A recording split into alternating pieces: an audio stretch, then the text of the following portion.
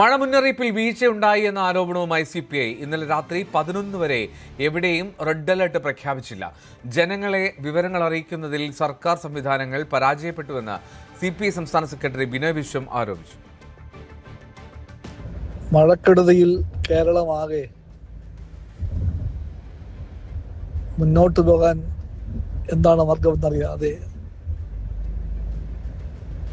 തരിച്ചു നിൽക്കുകയാണ് ഇപ്പോൾ.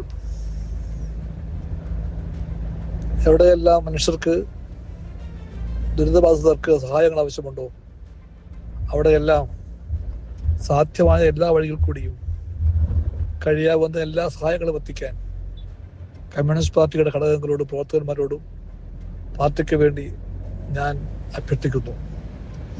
ഇത് എല്ലാവരും ഒറ്റക്കെട്ടായി ദുരിതങ്ങളെ മറികടക്കാൻ വേണ്ടി ഒന്നിക്കേണ്ട നിമിഷമാണ്.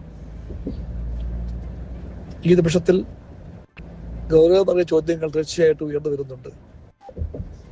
ഇത്രയും കടുത്ത ദുരിതമുണ്ടായപ്പോൾ എന്തുകൊണ്ട് ഇന്നലെ രാത്രി 11:15 മണി വരെയും കേരളത്തിലെവിടെയും ഒരു ജില്ലയിൽ പോലും സർക്കാർ സംവിധാനങ്ങൾക്ക് റെഡ് അലർട്ട് പ്രഖ്യാപിക്കാൻ കഴിയാതെ പോയതെന്ന് പറഞ്ഞതിന് ഉത്തരവാദികൾ. അതുപോലെ തന്നെ മഴ മുന്നറിയിപ്പിലും മഴ മുന്നൊരുക്കങ്ങളിലും ഇത്രയും ദയനീയമായ പരാജയം എങ്ങനെ ഉണ്ടായി എന്ന് ജനങ്ങളാകെ ചോദിക്കുന്നുണ്ട്.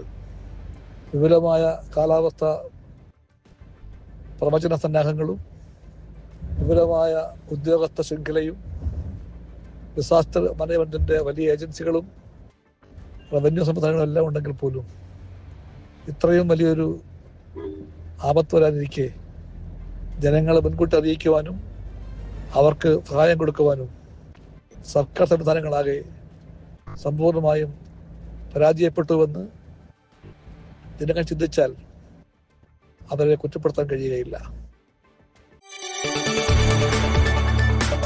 കൂടുതൽ വാർത്തകൾക്ക് News 18 Keralam YouTube channel subscribe ചെയ്യുക.